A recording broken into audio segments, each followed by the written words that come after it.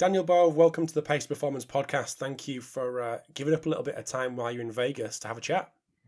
Thank you, Rob. I've been a fan since I graduated grad school many years ago. This was actually the first performance related podcast that I ever came across. So I'm humbled that you would bring me on here. I'll send you the money in the post. Thank you very much. Thank you. Thank you. No, I appreciate that. Thanks, mate. So I know when I spoke to Corey, who's a former colleague of yours, he said when I asked him this question about background and kind of what you're currently doing, he was like, "This is the bit of the podcast where I fast forward to the bit where it gets good and people start talking about what I'm here to listen to."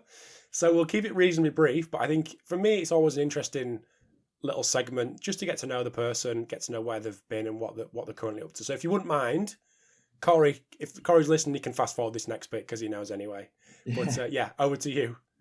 So my name's Daniel Bove. I'm currently the director of performance for the New Orleans Pelicans in the NBA.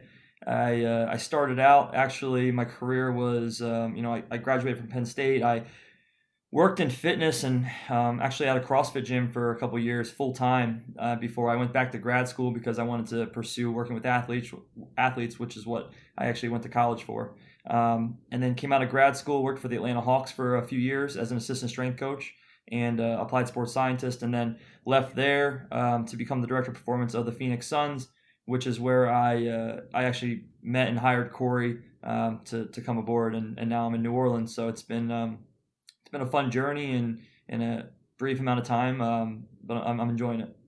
Nice. So that's Corey Schlesinger. I didn't say the surname, so if anyone's wondering who the hell we're talking about, it's Schlesh Strength. Yes, that's the one. We talked about his Instagram, his influencer status on the podcast, which will have been out by the time this one comes out. But you were kind enough, Daniel, to send me your book. And even before diving into it, which only arrived the other day, so I haven't had a chance to read the whole thing, but I have dived into little parts that were going to be of interest for this episode. And even before diving in, just looking at it, I'm like, I've got so much respect for anyone who can pull this thing together. Like, it could be garbage. It's not garbage, but it could be. And I'd have so much respect for someone that pulls together a book like that. So, round of applause for you going the distance and making that happen. And obviously, thank you for sending me the book. However, I'd love to dive into it if we could. So would you give us a little bit of a background to the book itself, but also the main concept of the book, and let you explain and how that came about? Yeah, so I guess I'll break it into like what the first part is, like how I came about writing it was really I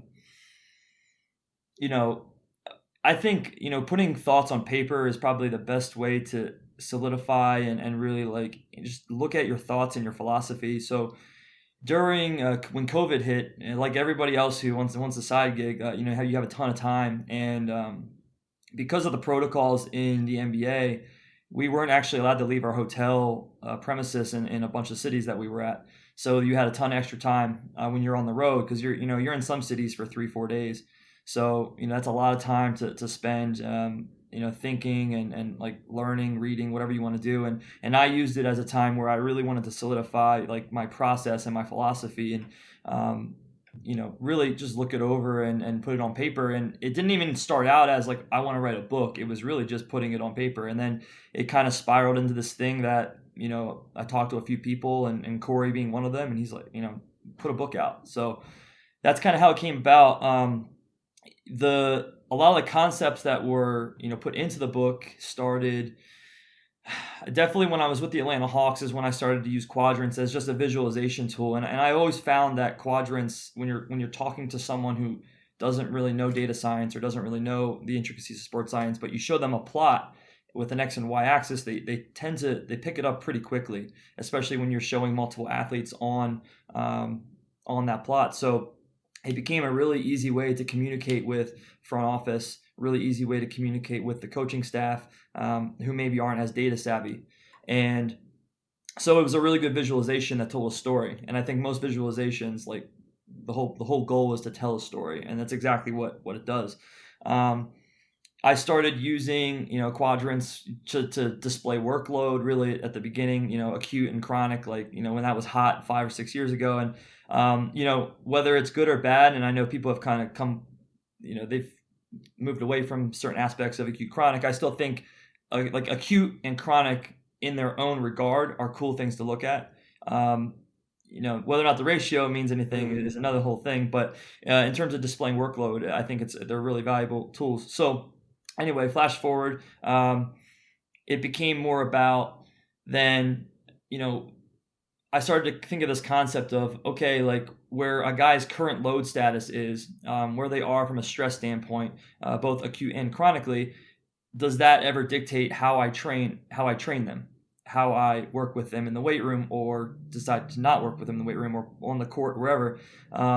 Basically how I add more or take more stress away based on where they're at. So then it kind of turned into this whole thing of exercise prescription and, periodization. And then when I came to Phoenix, it, definitely that's where I started to apply it a little bit in the way that you see it now in the book, where you have volume and intensity as the X and Y axes, and basically consolidating the sport stress that you see when you're on the court, that the coaches really put on the athlete, and then what we do in the weight room on my side, and then trying to match the two in a way that moves the athlete forward and not backward. So that's kind of how it came to be. And the other big reason why the quadrant system was attractive to an NBA setting was not only the stress consolidation that was one of the main goals, but it was also the chaotic nature of the sport, being that we travel so much. Lineups are always changing. There's a lot of logistical constraints when you have an 82 game season that's as chaotic as we have, that it's really tough to periodize. It's not impossible, but it's really, really difficult. So instead of, maybe having like a fully mapped out periodized plan, it actually helps to have principles that you can operate with, on any given day. Maybe you have to change in the moment. You think you're going to have practice one day, or you think you're not going to have practice one day. And then all of a sudden, based on a performance or a circumstance that comes up, you have to change your plan on the dime. So, having a system with principles, which when you look at the quadrant system, it's essentially a decision matrix. And it's, is today high volume or high intensity, or is it low? You just answer that decision matrix, and then you basically have what you're going to do for the day. So, I'm kind of going off on a tangent, but I'd say that's kind of how it came about, and that's really what motivated me to write the book. So, in terms of principles that you mentioned there, can you share them with us? Your overall principles for periodization and planning?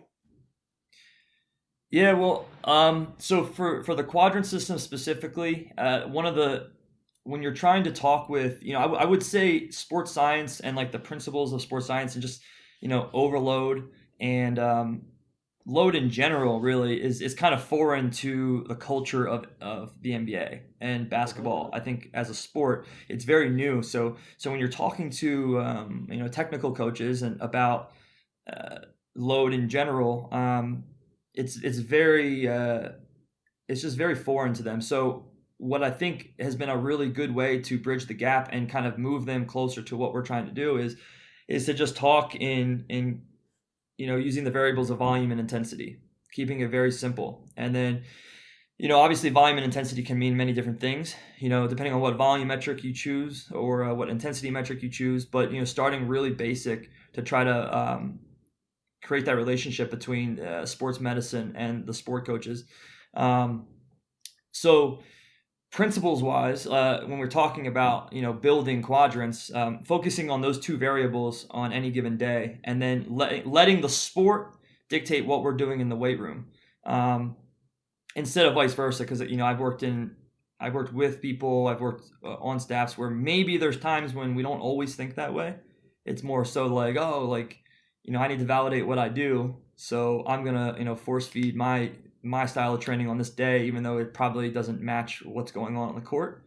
Or like the big one is that I see, a ton of people make the mistake on, and is really like days that are supposed to be off, like there's supposed to be complete rest days, actually wanting to get lifts in with certain players because, you want to matter as a practitioner. And you when you had 4 games that week and you were traveling, like you might not have had time to work with the athlete, but you're still trying to validate your existence as a strength and conditioning coach at the NBA level. So then you try to push for that lift. But that's another reason the quadrant system was made, was to consolidate stressors, make the hard days hard, the easy days easy across the board, not just in one facet of performance.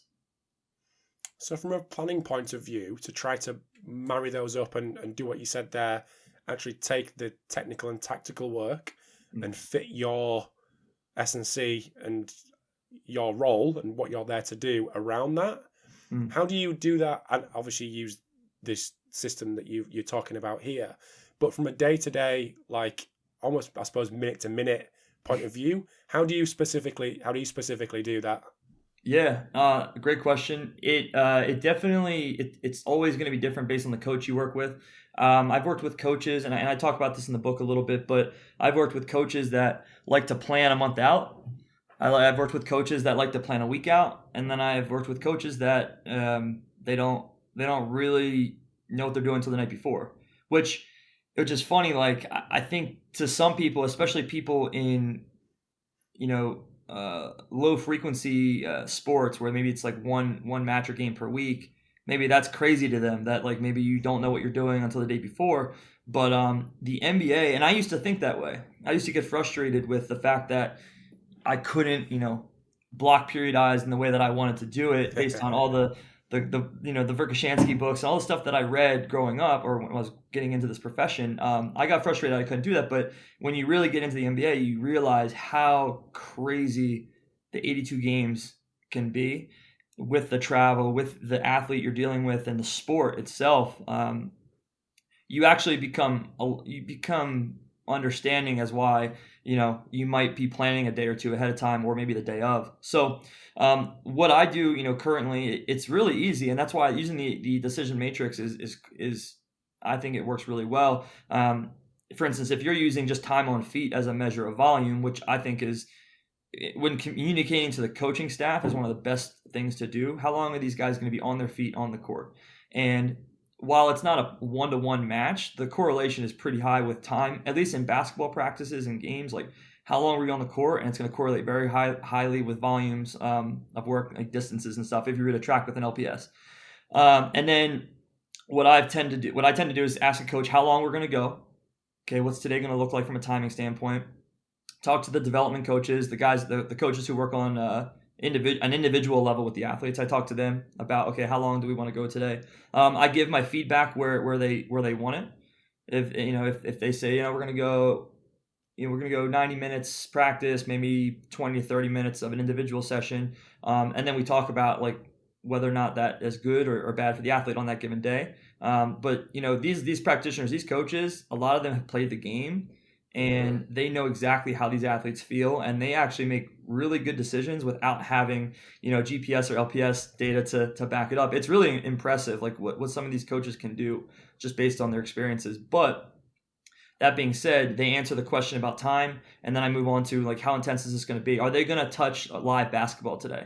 And if they touch live basketball, then that's going to shift them to the right side of the quadrants, which is, you'll see, if you're looking at the X and Y quadrant system. So you can do that with RPE. You can do that with, if you want to get real, into the micro, like you can estimate how much like high speed distance or high end accelerations they're going to do. But like, I personally don't even think that's necessary. I think the framework is really easy and practical and easy to understand for the coaches if you separate it into live play versus non-live play, and then you look at the time that they're out there, and then you're going to be you're going to be close to the right answer if you use that framework. So I'd like to move on to the mechanical quadrants, because that's something that I'm guessing listeners will get excited about, because it's the time in the weight room, and the strength training. 100%. The strength training quadrant. Would you mind just giving us a little bit of an insight into that, and also again maybe your principles in that area, and how this quadrant helps you to create an output, and what does that actually look like? And obviously it's going to link back to this marrying up with the technical and the tactical. But really good for us to dive into this little area, if that's all right. Yeah, no, absolutely. So if you're visualizing the quadrants, I guess we can start at quadrant 4. So quadrant 4 would be a high volume, high intensity day, and that's obviously, you're talking about usually your game days now, and it depends on how your microcycles are set up, and it depends on your sport, because there's some situations where maybe practices, depending on if you can taper, like do a mini taper for your game or your match.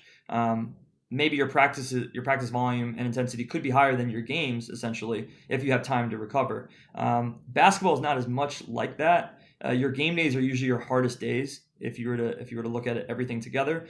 So a game day is usually going to fall in a quadrant 4, especially one with like a shoot around or like a walkthrough session in the morning. That'll be both high volume and high intensity. So you're hitting the highest speeds, you're hitting the highest accelerations and decelerations, you're taxing the tissues of the body and the central nervous system. So when I look at the basketball athlete, I've always found that the slow, heavy resistance training that we utilize is usually perceived as the most taxing when you talk to these athletes. And this is one of the things I talked about early in the book is the quadrant system is not a set thing. Like having strength, speed, repetition, and recovery as your quadrants, it does not need to be in the same order as I have it. It can be very based on the athlete and the sport you work with. Like maybe a hockey team, based on how their practices work and how their athletes perceive stress, maybe they choose to do something different. It's not set in stone. I found in the basketball environment with my athletes, strength on a quadrant 4 day, slower velocities, I'm talking anything below like 1.0 meters per second average, usually below 0.75 meters per second average velocity. That's usually what we tend to stick with. But that's because they perceive that as the hardest stress, as they also perceive games as to be the hardest stress. Mm-hmm. So we try to keep those on the same days. Game days, we do a lot of our training on game days, especially with our roster, our athletes that are high usage, the guys that get the most time. And again, we try to keep the hard days hard and the easy days easy. So that's kind of how we set up the strength quadrant. Rob, do you want me to touch on all of them, Rob? I'd love you to, if that's all right. Yeah, perfect. I mean, just while we're on this strength training quadrant, so what does that lead to in terms of output? So in terms of you pulling a session together based on that sort of information, how do you kind of marry the two? How do you bridge that? I guess maybe I'm not understanding the question. That's my fault. That's all right. No, so we're looking at the quadrant with the slow strength training, which is perceived as the highest effort for these guys, which is why it's on the high effort days to match the game. If am I understanding that right? Yes. Okay. So what, in terms of the details of them kind of sessions, what does that actually look like? I mean, I spoke to Corey a few days ago, and he dropped the bomb of actually using machines. Oh yeah. When it comes to in the NBA, yeah. In his organization, is that something that's integrated within your environment as well? Is that something that you would jump on board with as well? Yeah, no, absolutely. We use machines. We use machines almost every single day with our guys. If you're looking to, we have to load tissue, and especially a sport like basketball where tendinopathies are so prevalent. Being able to control the speed, and now where I use machines mostly is going to be on a quadrant 2 day, which is repetition and time under tension, right? So like we have a high volume stress on the court, maybe a little bit lower intensity, and we push the volume a little bit more on those days. And those days tend to fall a little bit outside of games. So if they get a little sore from the volume, they actually are recovered by the time the game happens. So I like to use machines on a quadrant 2 when time under tension is really what we're pushing. To go back to where we were on quadrant 4, those are the heavy days. Those are the days that we're trap barring. Those are the days that we're doing stuff with the safety bar, single leg work, typically, like I said, typically after games, and paying attention to that velocity range. Overcoming isometrics are another one we like to use. And if we do overcoming isometrics, it's actually what? You there, Rob? Go on, mate. I'm still there. You're still there? Okay. I'm still there, mate. I'm still there. Connection went out for a sec. Overcoming isometrics, depending on the player, we may use pre-competition as kind of an amp up or a potentiation. But at the same time, there's also athletes I don't like to do that with, especially the athletes that are a little bit like more finesse or like fine motor skill oriented, considering that will actually make them a little bit like too jumpy. Or is that the way, Yeah.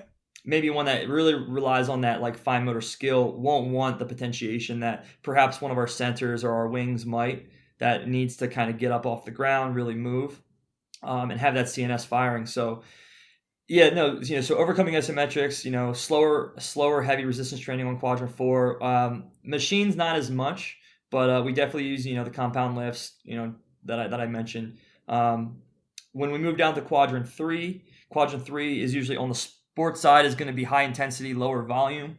So this could be a game day where you skip a walkthrough in the morning. Or it could be a day that you just come in, you do small-sided games with the athletes, or maybe they come in for a short but intense 45-minute practice. On this day, from a strength conditioning standpoint or physical prep, we like to keep it, we label it the speed quadrant. So pretty much anything above 0.75 or above 1.0 meters per second is kind of the velocity range, if you're looking for a velocity range. Now, we're not using VBT every day. We're not measuring every rep, but you do get, you have an idea using the velocity system. We will still do overcoming isometrics into an immovable object on a quadrant 3 day. We keep the durations down on that. So I like to keep it, between 1, 2, 3 seconds tops as an overcoming ISO on this type of day. And then on a quadrant 4, I'll let them push past that a little bit. They might get up to 6, 7, 8 seconds on an overcoming ISO. But yeah, power and speed is really what we try to hit on 3. And the cool thing about that is when you look at the way a microcycle tends to match up in the NBA,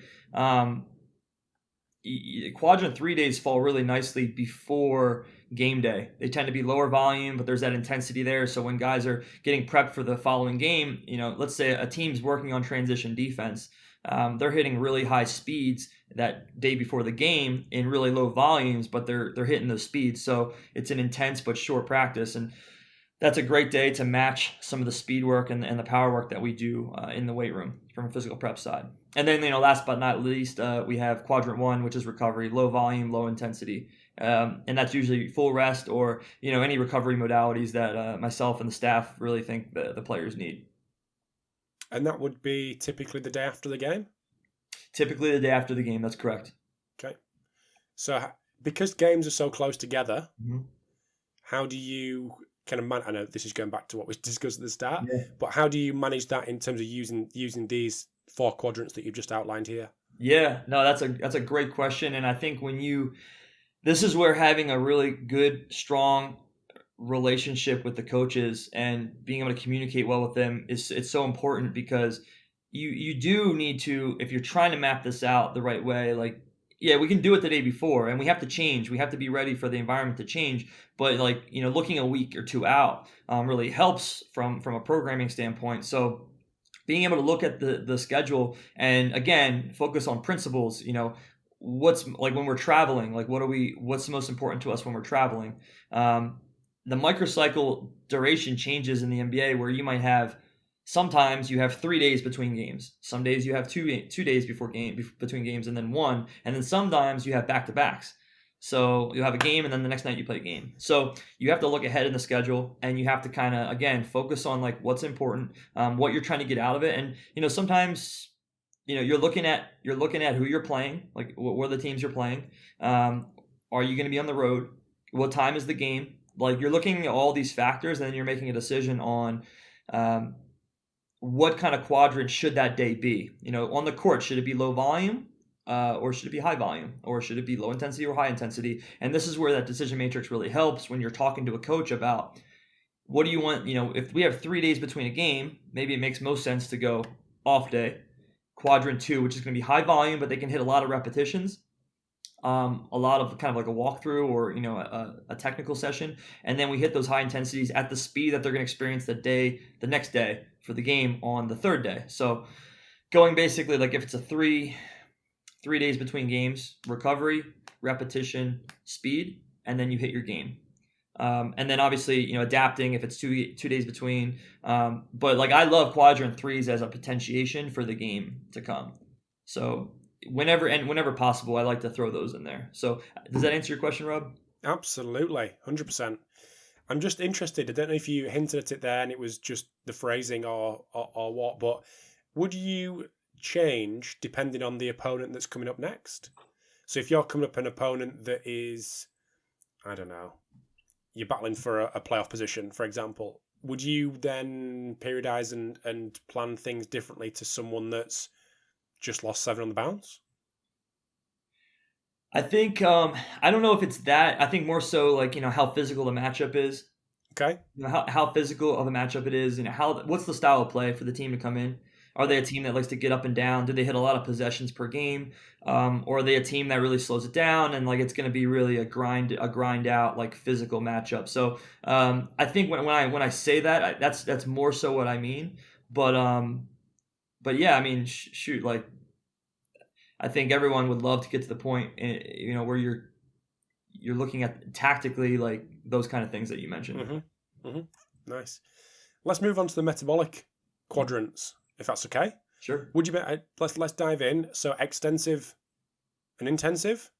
Is that what we're going for with the metabolic quadrants? Yeah. No, that's perfect. Yep.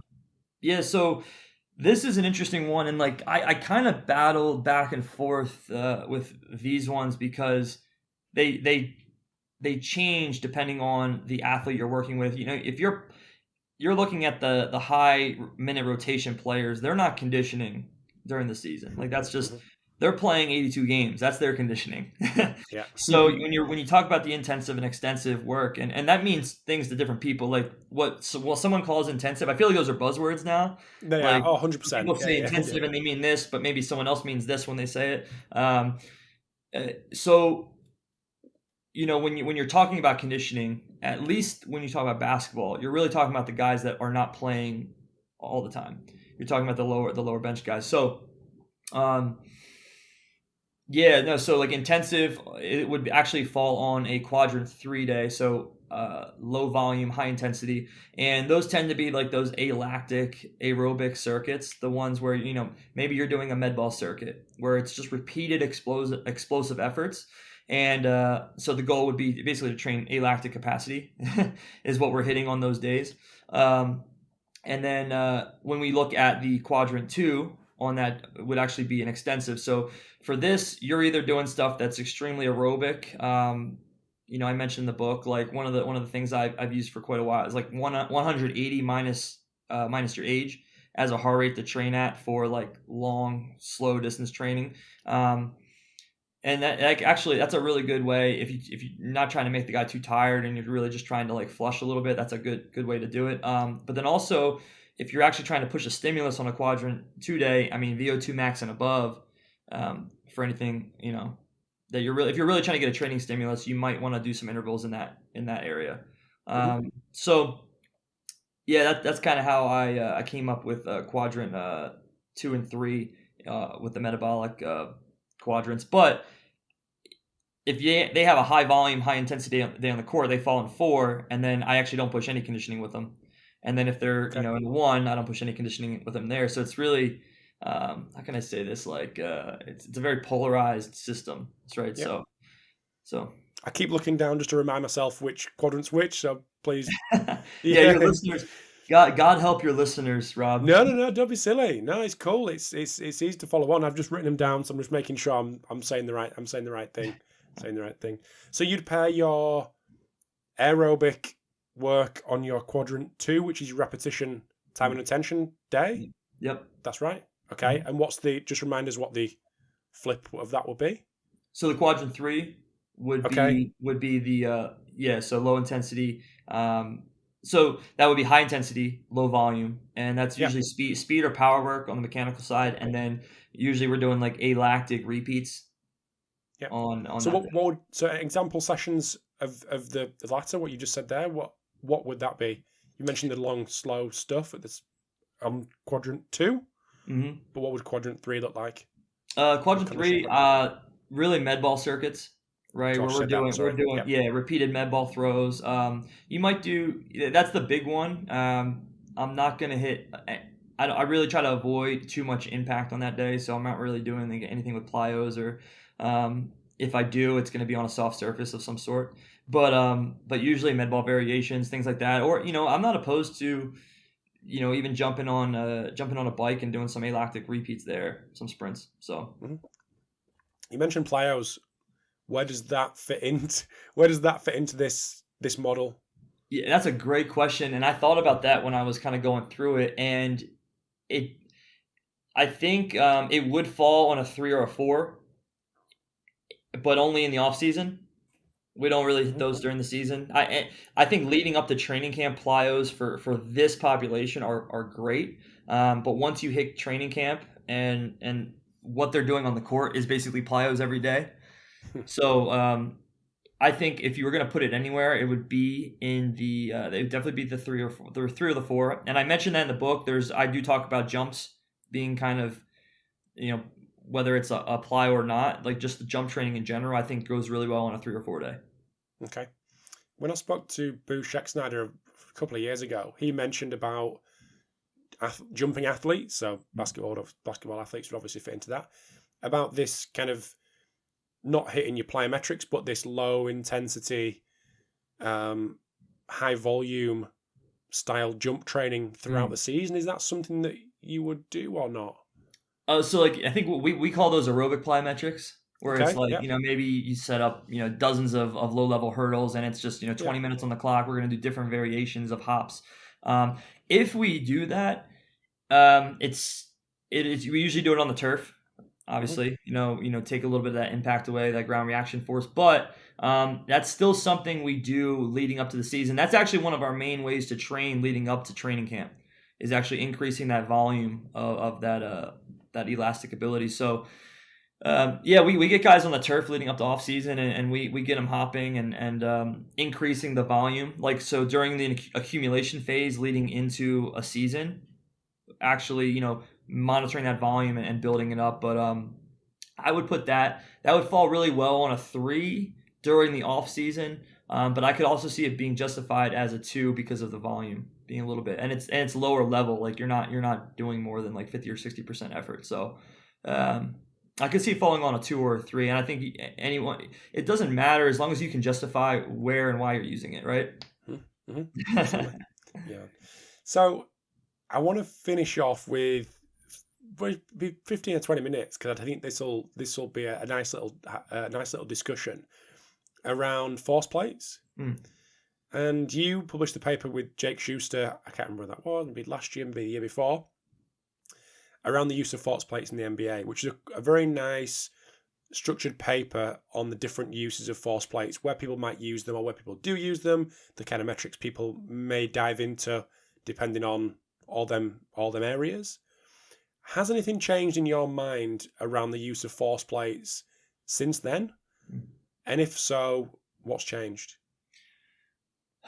Oh man, this is a great question, and we talked a little off air about this. So I think force plates have a huge place in the NBA and in sport in general. I mean, they're the best tool for monitoring lower body power and neuromuscular ability.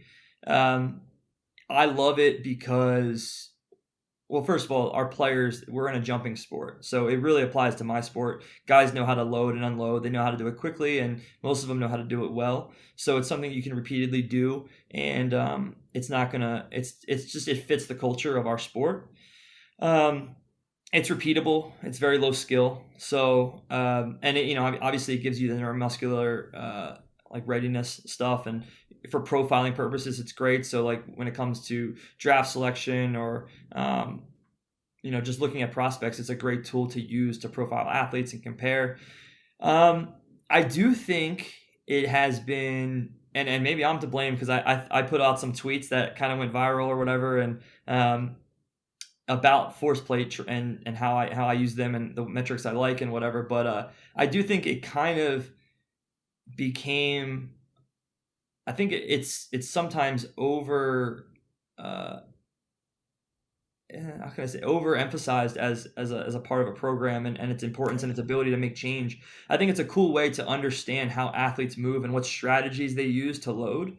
And you can make some cool interventions with it, but I think it's limited to that. Like, I don't think you're not making somebody, you're not taking a bench player and making him an all-star with a force plate, right? So, and then on the other side, we talked about how some people might think it's overhyped, but at the same time, it's like only if you let it be overhyped. It's like it's a tool like anything else. You use it for what it's meant to be used for. You don't need to pretend like it's your bread and butter. It's just a damn force plate. Like, use it for what you're supposed to use it for. Like, I don't like, you don't brush your teeth with a screwdriver, right? Like, you don't. That's not what it's for. So it's the same thing with the force plate. It does what it does, but it's not gonna really like change the athlete from like bench player to all-star. So one of the areas that you spoke, or you and Jake and I think was there another author on the paper? Dean Little. Okay, yes, of course it was, yeah. One of the areas was programming and using force plates to program. Is that something that you do in your current role? And if so, how do you go about that? And if you don't, have you done it in the past and you've changed your mind?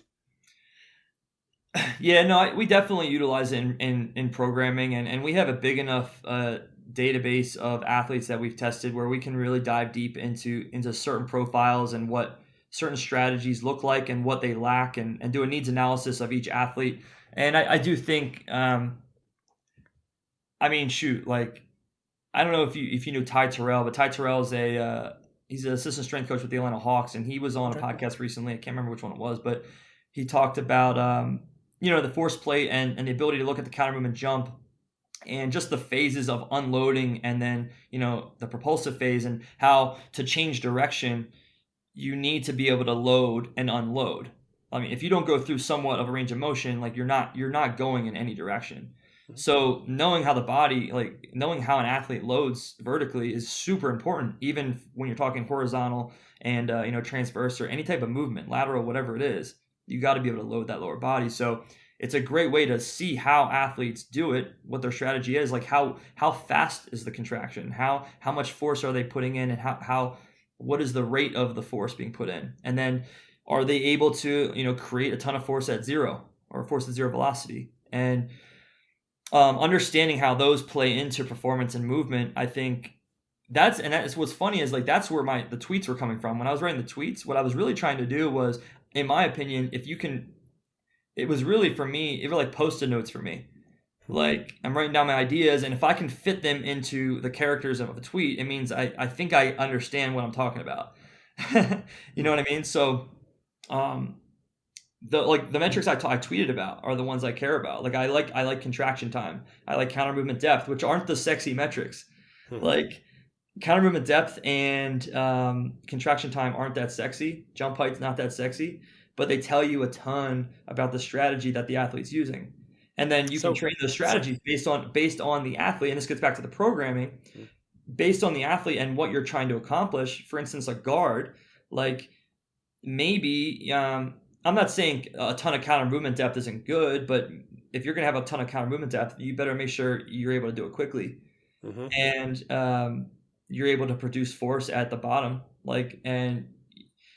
So there's things that you can look at from position to position, what you're trying to do with each athlete from a load and explode perspective, and being able to profile them, look at where they're weak, where they're lacking, where they're strong, and then go from there. So that's one of the ways you can really use, I think, the force plates to make your athletes better.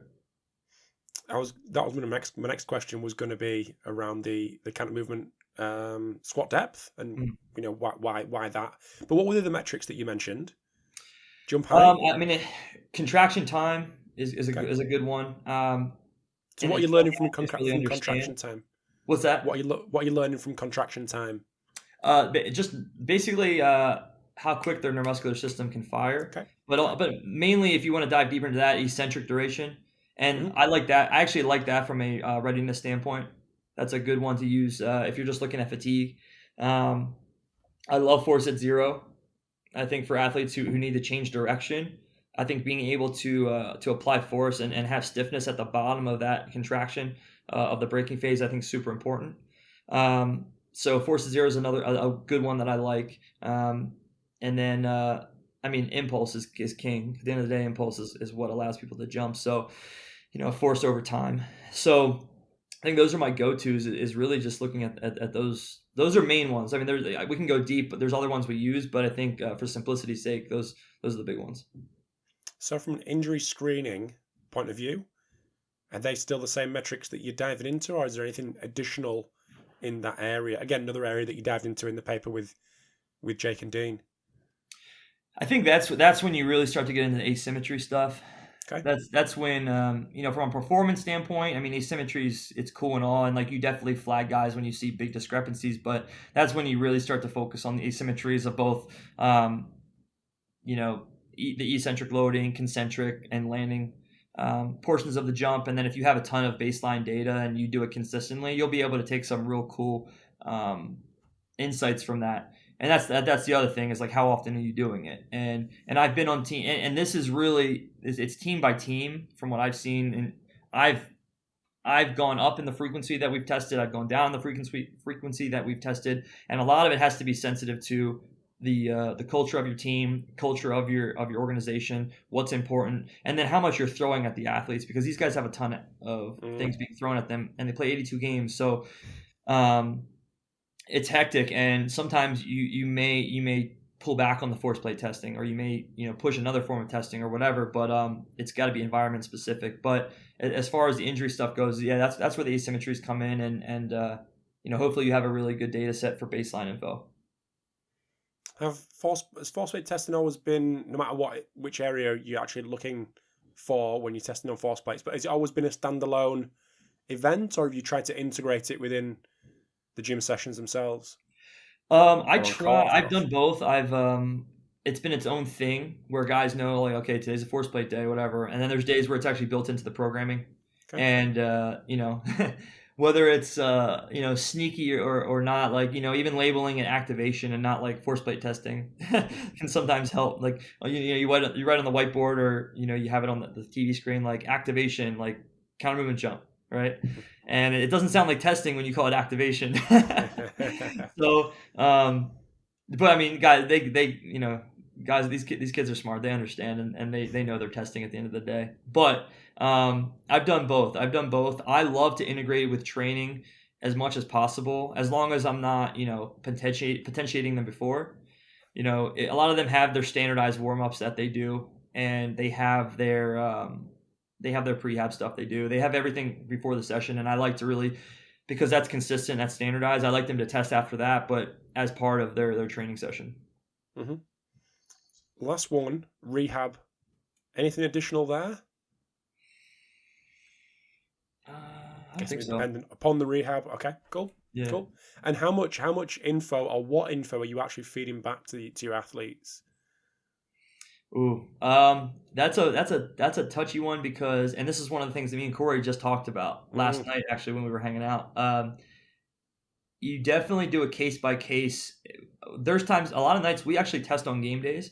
Okay. And that's because we play so many games. It's so many days. It's good data, and guys have really consistent schedules on game days. They're locked in, and you're getting consistency, and it's 82 data points. 82 data points is a ton of good information to have. So, but the thing is there are certain athletes that I don't think they're not mentally, they don't want to know if they have a really crappy jump. Mm-hmm. They don't really always want to know that on game day. So, that's where, you do need to have some soft skills of being able to decide whether or not you're saying anything. And then if you're not going to say it, how do you not say it so that they don't think, oh, I did poorly because he didn't tell me, right? Yeah, of course. So you got to be sensitive to that. And I would say for the most part, athletes, the athletes, you have some athletes that want to know like right when they test, what was it? And then you have some that just want to know the trends. And like a lot of our rookies, like I think a lot of our young guys they're most interested in like the slow, steady, like trend upward in certain metrics. And that's something I communicate with them weekly. And we kind of talk about where we're at. So it's a case-by-case thing. I usually don't tell them the metric unless I know they're super interested in it right after they test. And but it's case-by-case for the reasons I just mentioned. How's the integration of force plates been in the organizations that you've been at in terms of the data that you're collecting on players? Obviously, you've been around before force plates were fully integrated in the NBA, which it sounds like they clearly are from speaking to a few of you guys, to a point now where it's kind of a given. Was there any pushback in terms of players? Like, why are we doing this? What information are you collecting on me? Yeah, you're always going to have pushback. I mean, we have a roster of 15. You're going to have one or two guys that on every team that are going to not be as into it. And I understand it too. I mean, these players, and usually it lines up with like who's a free agent, like who's going to be signing a new contract the next year. And I mean, I get it, and that's part of the CBA. Like they have the right; they don't have to do a force plate test for us. Like if there's no, you can't force them to. And so, like as a practitioner, we have to be good at educating them as to why, and then having a good connection and communicating it. And I think the thing I did early on was I didn't communicate the results well enough. Like I didn't communicate them in a way they could understand, but then also I wasn't doing it consistent enough. And that's something I got better at as I went. But as far as your question, like, yeah, force plates are pretty much a given in the NBA right now. I don't know if there's a team out there who doesn't have one.